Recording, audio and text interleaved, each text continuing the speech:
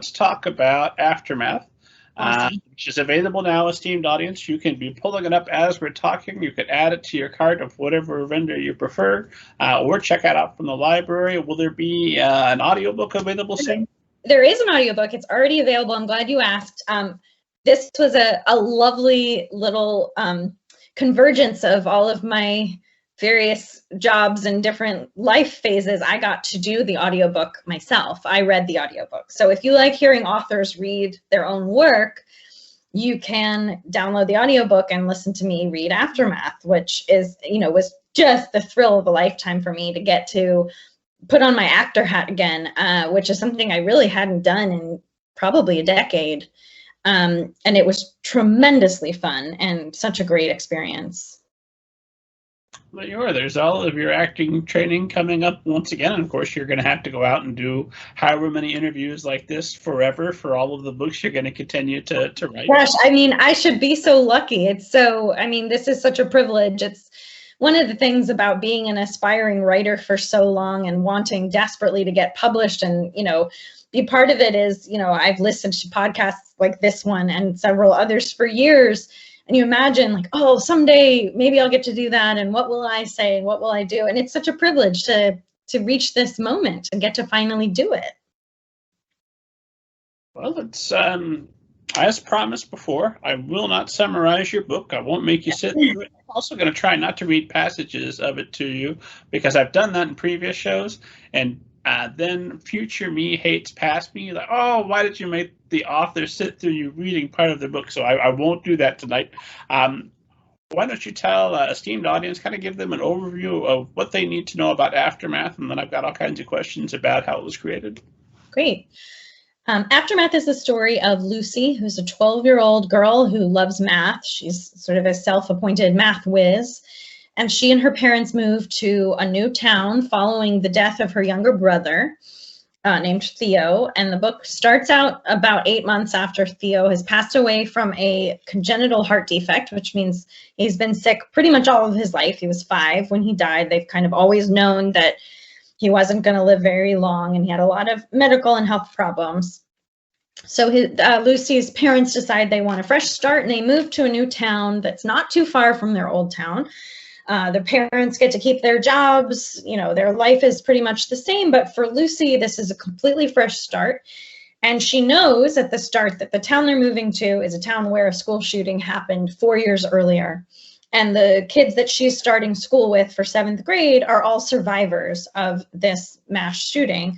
And while Lucy knows that intellectually, I think it's a different story altogether to get there on the first day and realize that there are real people behind these stories and statistics. And she is confronted with her classmates who are not used to new people. She's the first new student to start at the school or in this class with all of these kids.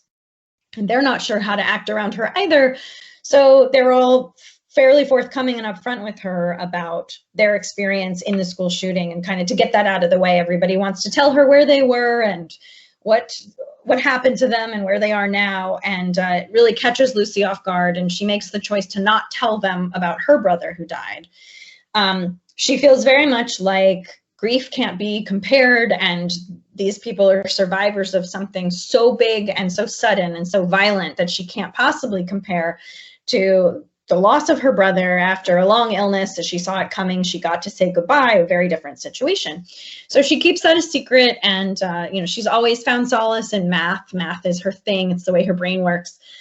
But her teacher, Mr. Jackson, introduces the mathematical concept of infinity.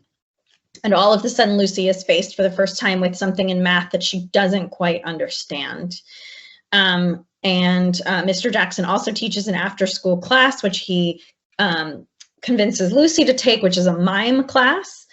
And there's some, improv, and this is where my theater background comes into. I wanted the kids to do some kind of theater class, but that was a little different. They take a mime class, and through that, Lucy makes friends and figures out a lot of stuff about herself, a lot of things about what she needs in order to heal and move on, and figure out who she is. Red, you took a mime class as well, hadn't you? I sure did. Yeah, At the time, I was not that excited to take the mime class. I was in 6th grade at middle school. And the same teacher that I mentioned before, who encouraged me to write a play, Mr. Sullivan, was teaching this after-school mime class. And I'd always done theater and had loved theater, but I'd always done musical theater and was very comfortable with a script and music and choreographed dance things. And, there's a lot to kind of hide behind there. I know it's a cliche, but I was actually a shy kid and I felt more comfortable on stage than off because I had a script and all those things that actors say. It's a cliche for a reason, because it's true. And mime class terrified me because there are no words, there are no props, there's no script, there's no, none of the things that I was used to hiding behind. And as a result, of course, it was a really, really big growing experience for me. At this time, let's see, so I was in 6th grade, so this was probably 1990, 91. Improv classes weren't everywhere the way that they are now for kids, I think. It's easy to find an improv class for your kid.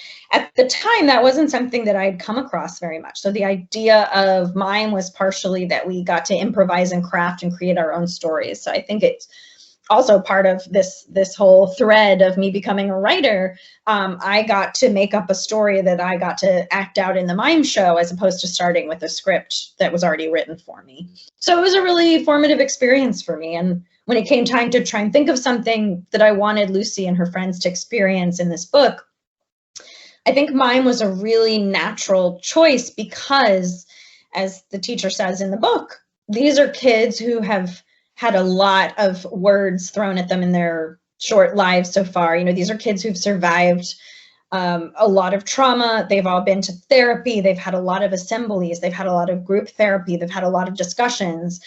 What an interesting challenge for them to do something that doesn't have words, to find other ways to express themselves. And, of course, sort of the irony of Lucy finding her voice through an art form that doesn't involve words. So I'd read that this idea came to you after the shooting in San Bernardino in 2015. Mm-hmm. When the idea comes to you, does it come to you all at once? When does it break down that this is a story that I'm going to write that's in part about grief and part about mime class, all kinds of things? How does it form, and when do you put something down on paper? This particular story came to me completely fully formed, which I think was probably the first time that happened. It obviously, our subconscious is a mysterious thing. I'm sure there must have been moments earlier in my life where I had been working out parts of this story, because I don't believe that, the muse visits you and gives you the idea. Like, obviously it has to come from somewhere. But to me, it really felt kind of like the muse visited me and gave me an idea to the point where I said to my agent at the time, I was like, is this already a book? Did I read this, or did I come up with this idea? Because it felt so very concrete to me. So the idea kind of arrived fully formed. And at the time, my son was 10 months old and my daughter was 4 and change. And I was a full-time stay-at-home mom, part-time beauty blogger, and I did not have the luxury of time to really sit down and write it all out in one chunk. I always say that I feel like if I had had 48 continuous uninterrupted hours, I feel like I could have just sat down and written the story out, because it was already mostly there in my head. But because I had 2 small children and, other stuff going on, it took me about 3 weeks to get out the first draft of Aftermath. And pretty much most of that early draft is in the final book. It was shorter and, we've added so many scenes and dimensions and things in. But the initial story, the sort of bare bones version, was all there in that first, just fever dream of a 3-week writing process. And I, of course, owe a debt of gratitude to my agent and editor, and I mean the millions of people who helped me flesh out this idea. But the core of it was sort of there at the beginning. And how many books had you written prior to this one? This was my third completed book. And I was definitely one of those writers who thought, oh, well, if you finish it, like, why can't it be published? Like, I'll work on it and I'll polish it and I'll edit it. And I was kind of heartbroken by the idea that some books just don't get published. And through this process, I sort of made peace with those first two books, maybe never seeing the light of day. But this one became for me about so much more than the book. Obviously, the issue of gun violence and of trauma and mental health are all issues that are so important to me. I learned what it is to sort of create something that I wasn't prepared to let go. I was not prepared to put this book in a drawer, even when it got really difficult. And a lot of people didn't want to deal with this topic. It's a really polarizing topic, which I found surprising because to me, it just seemed so non-controversial, like children should not be killed by guns. It felt to me very simple, and I learned firsthand how complicated this issue is for people. But this was the third book I'd written, but it was the first one that I just absolutely could not let go. I felt like I really, really had to see this idea through.